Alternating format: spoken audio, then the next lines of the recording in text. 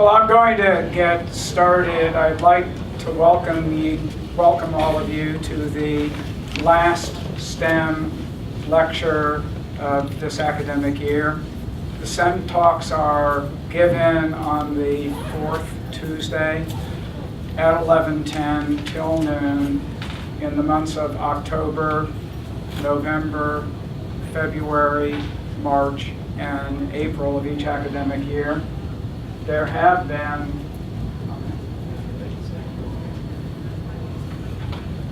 been already 24 different STEM lectures, all recorded and uploaded to the DCCC STEM Speaker Series website.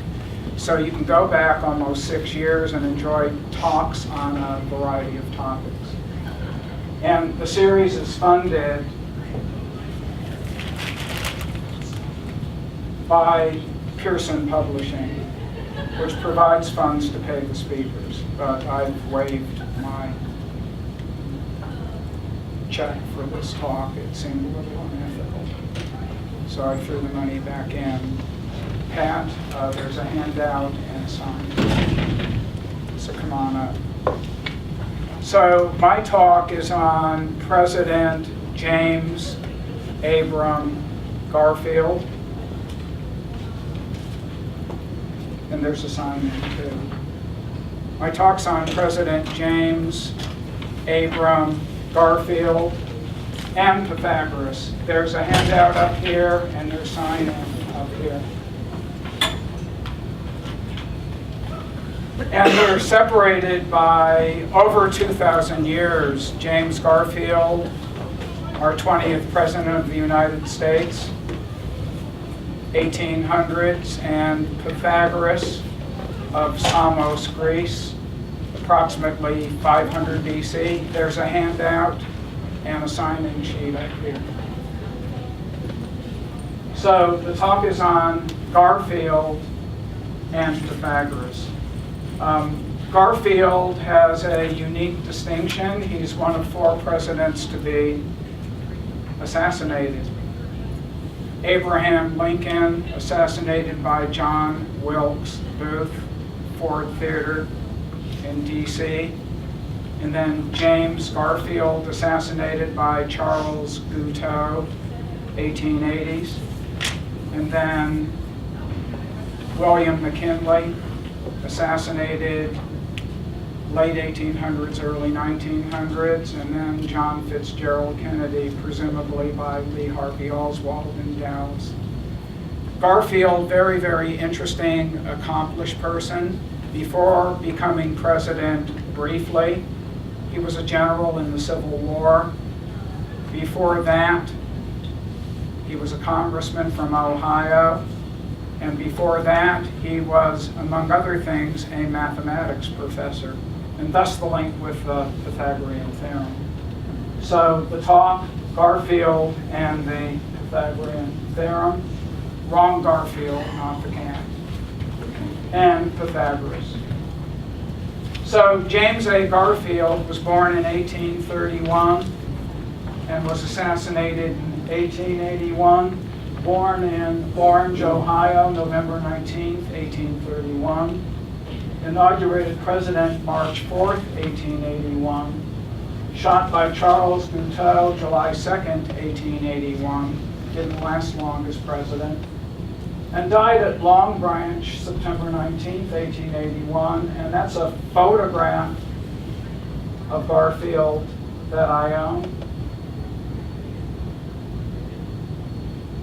And there's Pythagoras, 580 BC to 501 BC, so separated by over 2,000 years.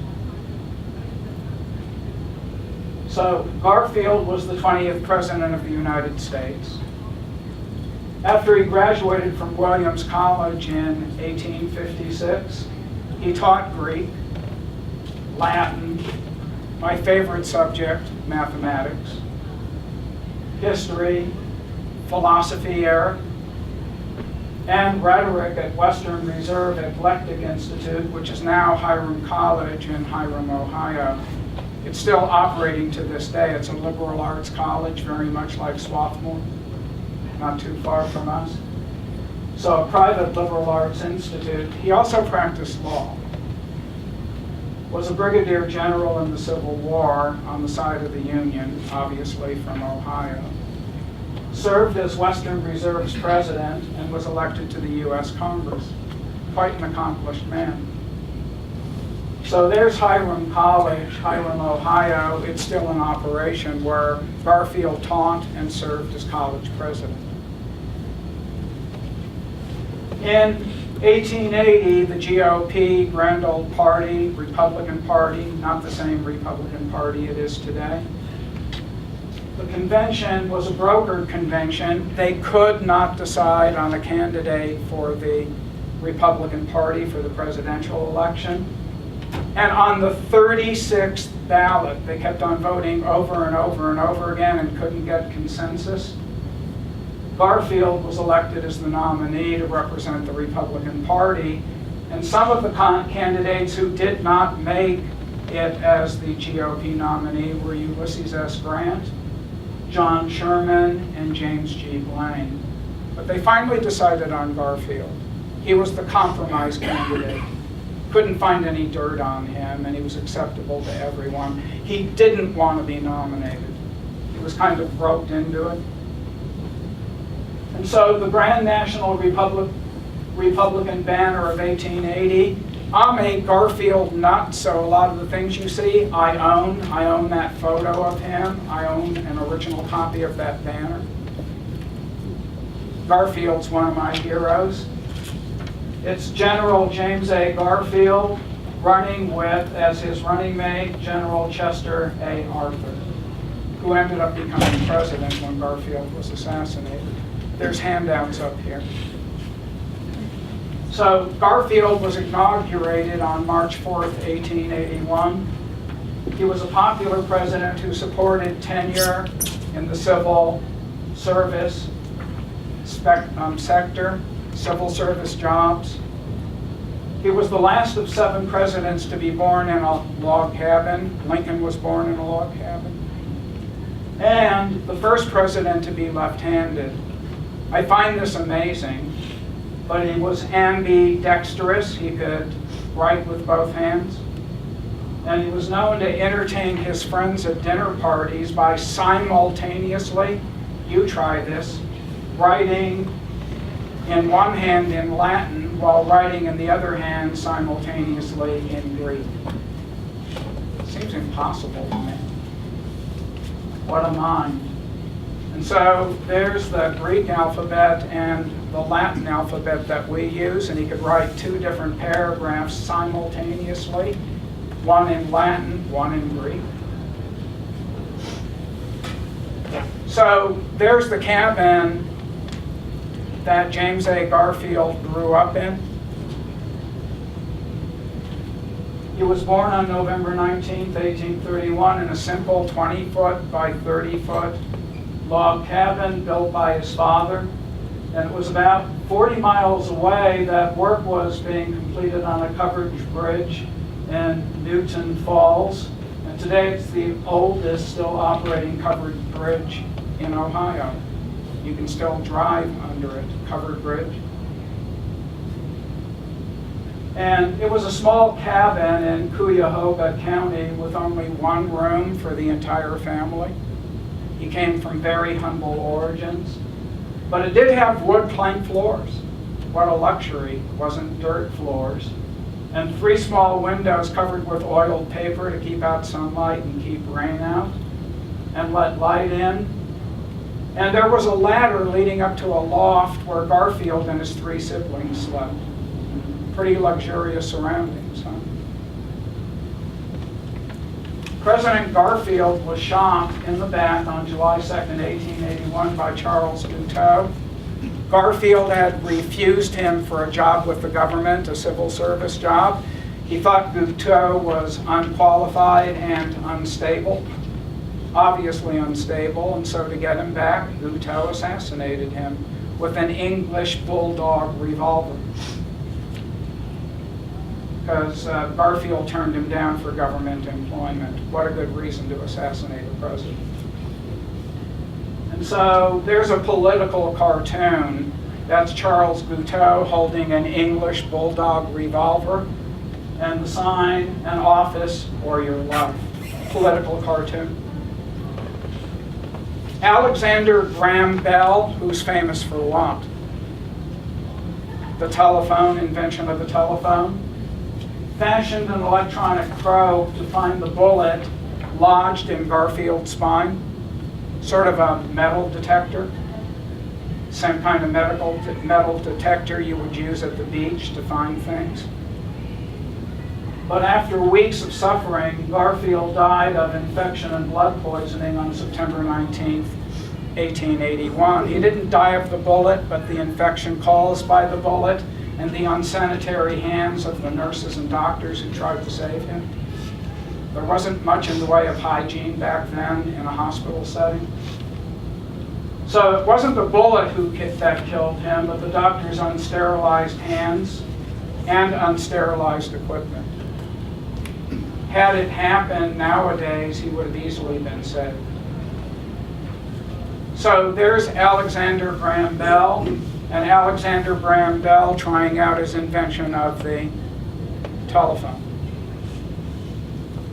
There's a PBS film, Murder of a President, that I highly recommend you watch or purchase, that depicts the physician who was attending Garfield as insisting on running Graham Bell's electronic device over Garfield's abdomen himself, insisting it was on one side of his body when the bullet was clearly on the other side, and then probing with unsterilized hands and unsterilized equipment. So it's the infection that killed Garfield, not the bullet wound. And by the time they found the bullet, rampant infection had taken over and he died of infection.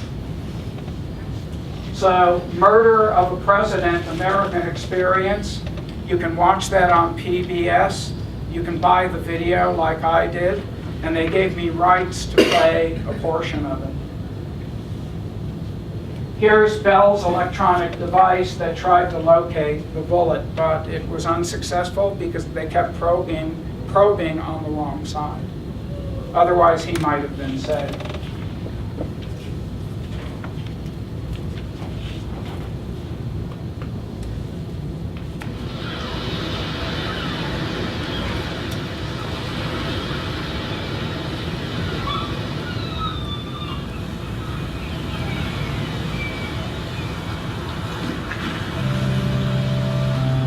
Garfield wanted to die with a view of the sea. While reading one of the many accounts of our dear President's heroism, I was so overcome that I thought I would write and tell you how very, very much I felt for you. I have not offered a single prayer since our President was first shot, but that was for his recovery. My Papa and Mama do not know that I've written this, but I felt I must do it. Our dear President has gone from our love to the love of God and his angels.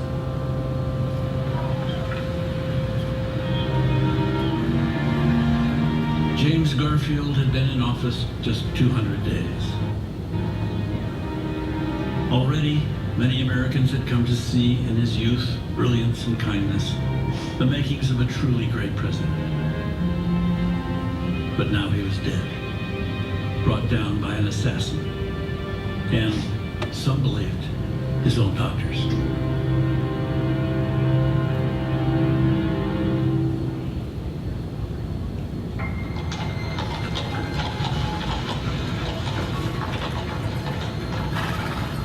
He lasted 2 months after the bullet.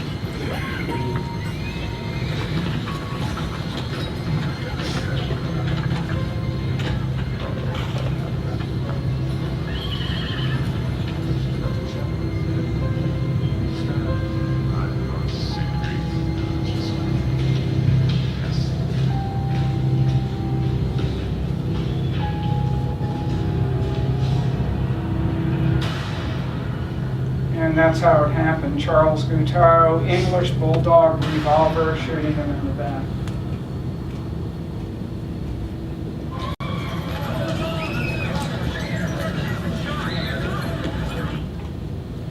So if you check on James A. Garfield, he's considered by many websites as one of the most intelligent presidents the United States has ever had. As a matter of fact, he was ranked number 9 in terms of IQ, with an estimated IQ of 141.5. Average IQ is 100. 141.5. Brilliant American president. Now about Pythagoras, separated by over 2,000 years. Pythagoras lived somewhere between 580 and 501 BC, and there's a lot of legend about Pythagoras. We don't know what's truth and what's legend, and he was even deified.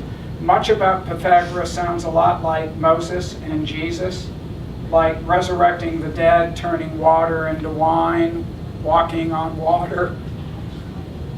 So Pythagoras, a very interesting person. A mathematician, a philosopher. He thought 500 years before Christ that the earth revolved around the sun and that it wasn't flat but a sphere, look at the moon. He was a vegetarian. Pythagoras also competed in the Olympic Games, the ancient Olympic Games, and medaled in wrestling. Very, very interesting man, and is famous for the Pythagorean Theorem. Mario, there's a handout up here. We don't know if Pythagoras himself actually proved the Pythagorean Theorem or his brotherhood proved the Pythagorean Theorem and he put his name to it.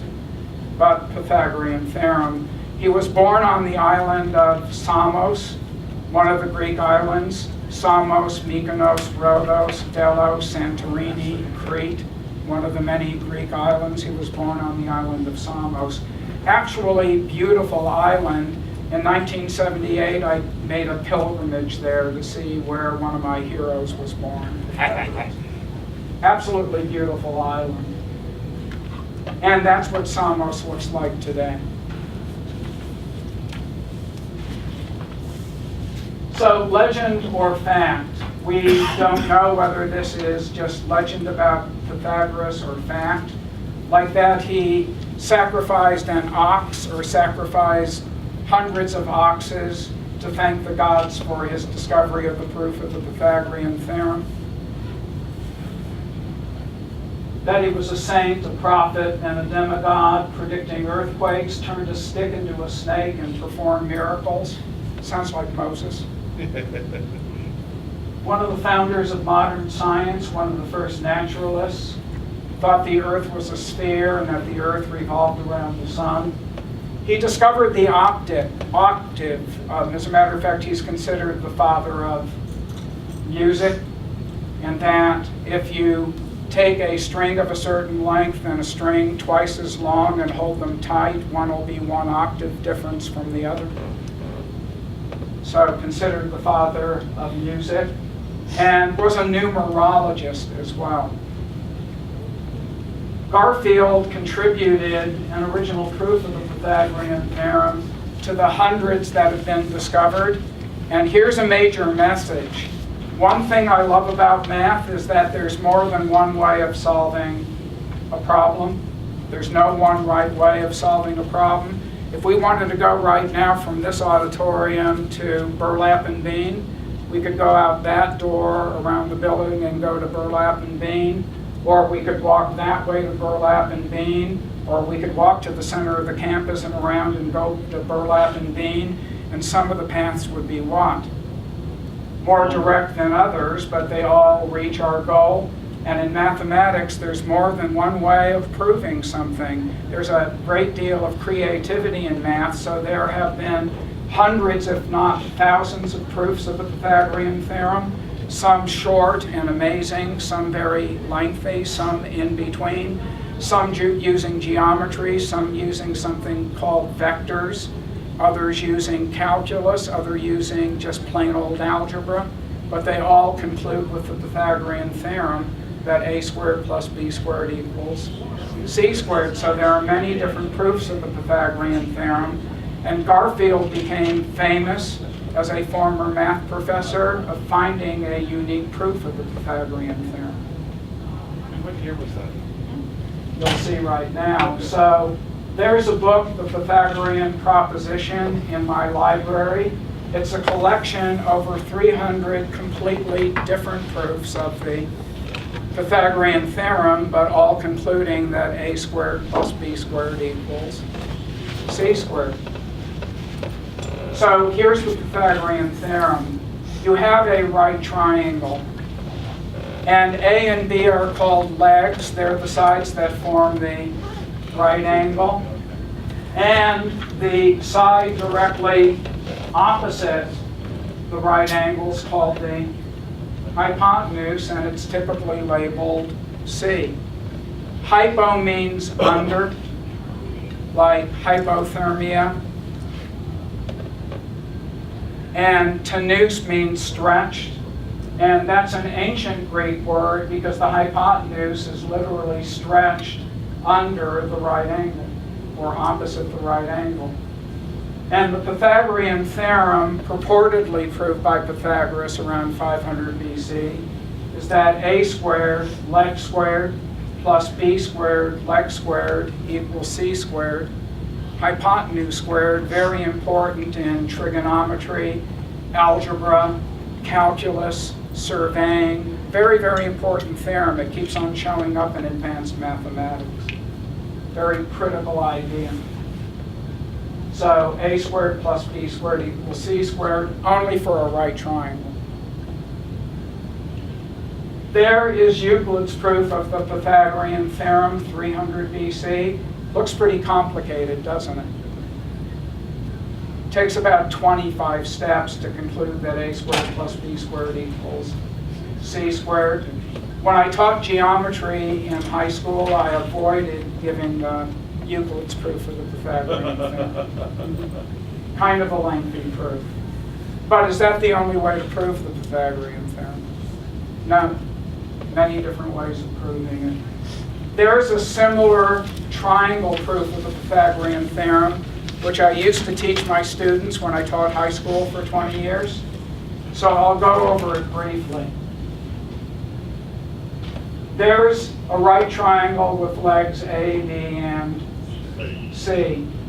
And if you draw a perpendicular line, an altitude from C down to the bottom, it breaks the right triangle into what? The original right triangle and two smaller right triangles. So I like to think of the original right triangle as mother and the two little right triangles within it as its babies. And the babies are similar, proportional to the original one. So there's a baby, there's a bigger baby, and there's the original right triangle. And they're similar. That symbol means similar, meaning they're in proportion to one another. Very easily shown from geometry. So you can say that A is to X as C is to A. They're in the same ratio. And you can say B is to Y in the other baby as what? C is to B in the original. And if you cross multiply, you get A squared equals CX.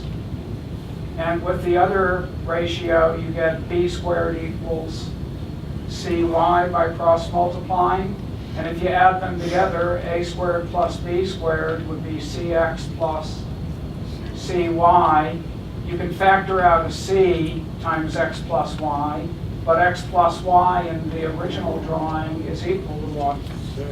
C. So you have A squared plus B squared equals C squared. That's one of literally hundreds of proofs of the Pythagorean theorem, and it doesn't presume any values for A, B, and C, so it must always be true. That's what I taught when I taught high school. That's one proof of the Pythagorean theorem. One of hundreds. Now, here's a water proof of the Pythagorean theorem. I think this is so cool. So let me explain something. The water currently is in what? Yellow? The right triangle in yellow, it's yellow water. You with me?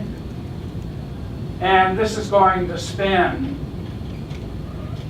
and fill the wand. The square on the hypotenuse, if this is C, that's A and that's B, the surface area of that square is what? C squared? C times C. These are squares built on each side. The surface area here would be A squared, and the surface area here would be B squared, and it's an actual water proof of the Pythagorean theorem, so check it out.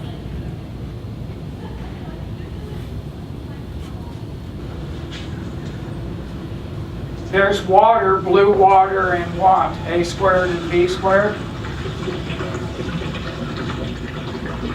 And the water in A squared and B squared exactly fills what? C squared. All the same depth. Yeah, all the same depth. You consider it surface area. C squared water fills exactly what? A squared and B squared. So kind of a funky proof of the Pythagorean theorem. A rational proof. But, you know, it's convincing visually. The surface area of this water is A squared, A by A. The surface area of this water is B by B, B squared. And I'll do it one more time. It should exactly fill what? C squared, so A squared plus B squared equals C squared. And it doesn't matter what dimensions as long as it's built around a what? Yellow right triangle. So we'll do it one more time. It's pretty entertaining.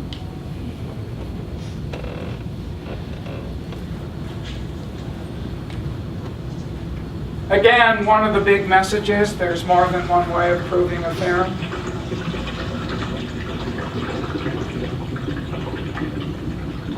So A squared plus B squared totally fills C squared. You could also do it with sand. I've done it with sand before and built a device like this.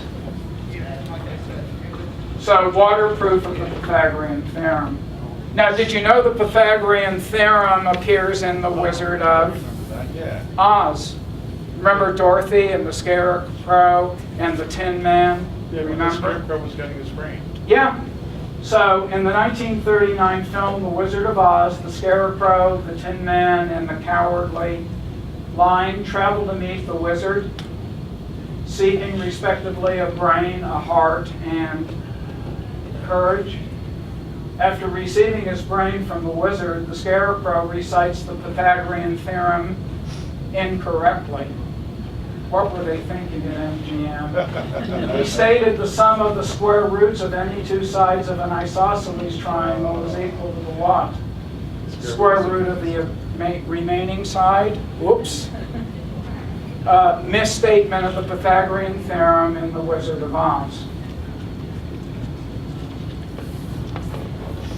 The question is, was it the literal translation of the book? I don't know what they were thinking. That's a good question.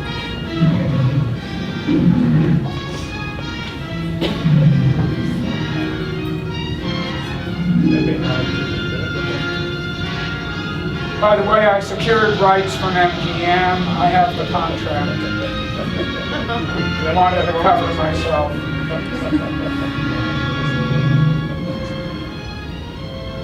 But the heart that you promised Tin Man, and the courage that you promised Cowardly Lion, but I'm scared for his brain. Why, anybody can have a brain. That's a very mediocre commodity. Every pusillanimous creature that crawls on the earth or slinks through slimy seas has a brain. Back where I come from, we have universities, seats of great learning, where men go to become great thinkers. And when they come out, they think deep thoughts, and with no more brains than you have. But they have one thing you haven't got, a diploma. Therefore, by virtue... He's going to get his AA degree. By the University Pilot Committee Artem E Pluribus Unum, I hereby confer upon you the honorary degree of Ph.D. PhD? That's Doctor of Thinkology. Some of the square roots of any two sides of an isosceles triangle is equal to the square root of the remaining side. Totally incorrect. Oh, George! First of all, it's not an isosceles triangle anyway. Well, there could be an isosceles right triangle, but besides, that is incorrect. Misstatement of what presumably was the Pythagorean theorem. A specific side. And the Pythagorean theorem was also sung in the movie Mary Andrew, starring Danny Kaye, late 1950s. I have the movie poster at home, the original movie poster, and I also have the rights from MGM to play this. Are rights to play it expensive? I'm sorry? Are rights to play it expensive? No, I just went to MGM when I was still living in Los Angeles, and they gave me a contract.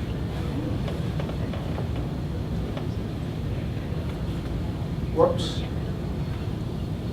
There we go. This is the movie Mary Andrew, where Danny Kaye plays a private school teacher. Of the hypotenuse of a right triangle is equal to the sum of the squares of the two adjacent sides. You not tolerate letting your participle dangle, so please effect the self-same respect for your geometric slides. Old Einstein said it when he was getting nowhere. Give him credit.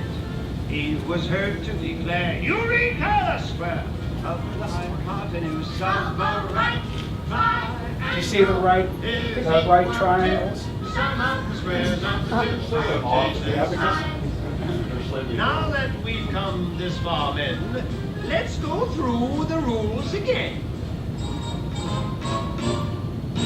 Parallel lines never connect, which is just about what you might expect. Though scientific laws may change and decimals can be moved, the following is constant and has yet to be disproved.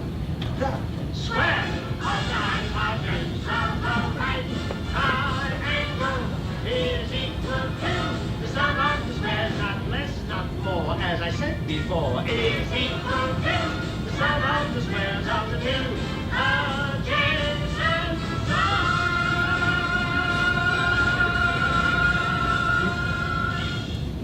And they formed a human right triangle. Okay. What an entertaining math teacher.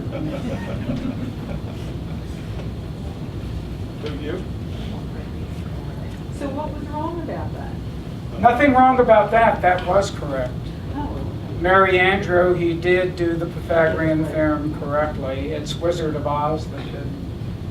So Garfield developed his proof while he was a member of Congress in 1876, 5 years before he was assassinated. He should have been paying attention to what? Congressional business, but instead he was doodling an original proof of the Pythagorean theorem. And that was the year Alexander Graham Bell developed the telephone. This very pretty proof of the Pythagorean theorem, it's quite unique, as described by Howard Eves, was published on April 1st, 1876, not as an April Fool's joke, in the New England Journal of Education. And I have an original copy of that too. So there's the session of Congress, 1870s. Garfield was sitting somewhere in there, but not paying attention to congressional business, but what? Figuring out a new proof of the Pythagorean theorem. And there's his franking signature while a member of Congress, and I own that. I just scanned it. James A. Garfield, MC means member of Congress, and all he had to do was sign, and he didn't have to pay for postage. It's called a franking signature. So I own that franking signature of Garfield. And it was published April 1st, 1876, New England Journal of Education, and there's the proof. I own a copy. It's proof of the Pythagorean theorem. And if you read up on top, it says, in a personal interview with General James A. Garfield, member of Congress from Ohio, we were shown the following demonstration of the pons asinorum. They mislabeled it. Pons asinorum in Latin means bridge of donkeys, which is actually the Isosceles triangle theorem, which is what was in The Wizard of Oz. So they misnamed this in the New England Journal of Education. They should have called it the Pythagorean Theorem, but they called it the Pons Asinorum, bridge of asses. Wrong name for it. Shown the following demonstration of the Pons Asinorum, which he had hit upon in some mathematical amusements and discussions with other members of Congress. We do not remember to have seen it before. They never have. This is original. And we think it's something on which both members of houses can unite without distinction of party. I wish Republicans and Democrats could get along as well now. Evidently, the editor of the journal erroneously, perhaps in political jest, called the theorem Pons Asinorum, or bridge of asses, bridge of donkeys, actually a nickname for something called the Isosceles triangle theorem. So it was mislabeled. The proof's correct, but they labeled it wrong. And there's a 1686 Euclid I own in my rare book collection. And some student 400 years ago labeled the Isosceles triangle theorem Pons Asinorum. Actually wrote it in the book I now own. So here's Garfield's proof. It's pretty sweet. He started out with what? A right triangle, legs A and B, hypotenuse C. He copied the second one. So one's right side up and the other's upside down. And then he drew a line from X to Y and showed that what? This third triangle, the gray one, has legs C and C. That's a right angle. Got it? So he formed a trapezoid out of the original right triangle, duplicated, and drawing the line, he got a gray third right triangle with legs C and C. And this is the gray right triangle's hypotenuse. So he said, holistically, I've made a what? Trapezoid, whose height is what? A plus B, and whose what? Parallel sides are A and B. Those are called the bases. So he said the area of the trapezoid should equal the area of the what? Two identical right triangles, plus this third gray right triangle that he rotated out. But the area of a trapezoid is 1/2 the height times the sum of the bases. That's a formula from high school. The area of a trapezoid, you can look it up, is half its height, half of A plus B, times the sum of the bases, which is also A plus B. But that ought to equal what? Two of these triangles' areas, plus the area of that gray right triangle. So it ought to equal to 1/2 A times B. Okay. That's the area of those triangles, plus what? 1/2 C squared. And using simple algebra, out popped out that A squared plus B squared equals C squared. Really beautiful, elegant proof of the Pythagorean theorem. Much more elegant than what? Euclid's proof. So a completely new proof. They look back over history, no one had ever proved it that way. Very, very elegant proof of the Pythagorean theorem. Based on really just first-year algebra. And no one had ever thought of it before. Are there still other proofs of the Pythagorean theorem out there? Sure. Even people sitting in this auditorium right now might come up with an original proof that no one ever thought of before. And that's the fun of mathematics, coming up with new ways of what? Explaining things. And here's an animated GIF of Garfield's proof, animated graphic information file.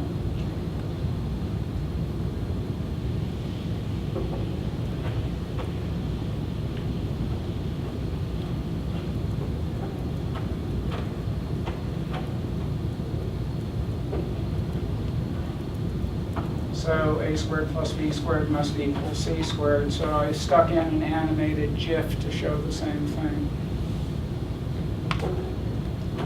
One more time. It's on a loop.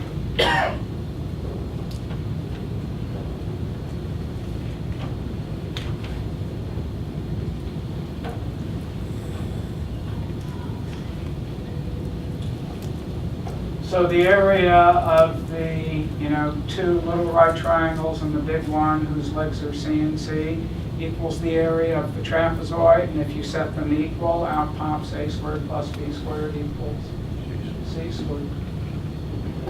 So that's the end of the presentation, and there are 10 minutes for questions if you have any questions at all.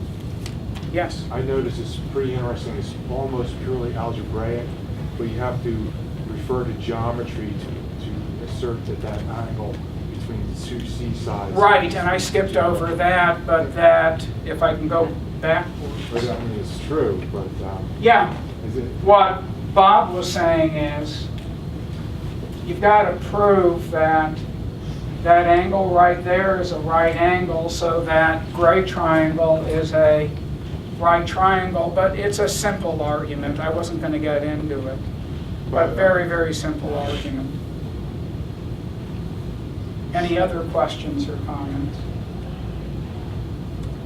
Yes, Mario. Any ideas on what Vermont was alluding to in the margin when he proved that this is the... Oh, this margin is too small to contain a proof. It's called Fermat's last theorem. It's related to the Pythagorean theorem.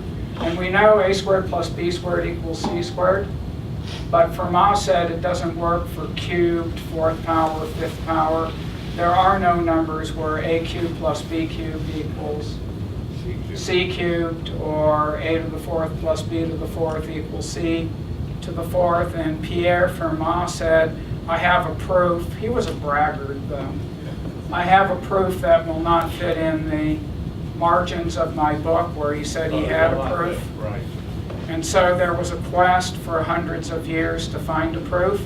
And who finally found the proof? Princeton University, Andrew Wiles.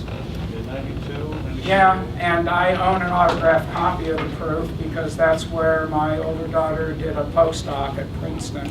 So she worked with Andrew Wiles, and I said, oh my God, since you're working with Andrew Wiles, I want an autographed copy. So she got it for me. It's in my collection.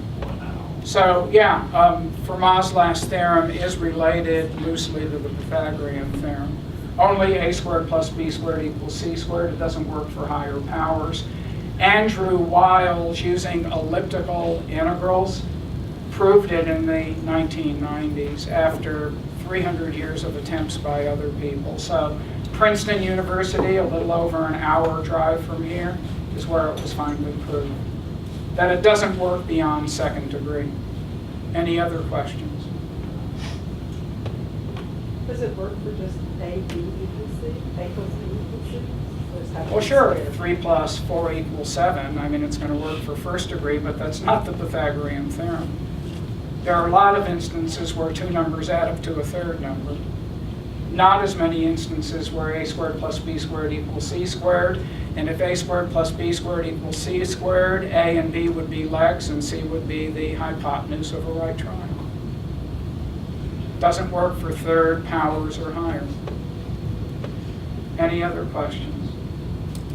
Well, I hope you learned something about Garfield, one of my heroes. Would have been a great American president had he not been assassinated. About Pythagoras, another interesting man, island of Samos, and they were linked up across 2,000 years. Thank you. Chester A. Arthur, I'm not a political scientist, but I don't recall him being that great of a president when he took over. Thank you.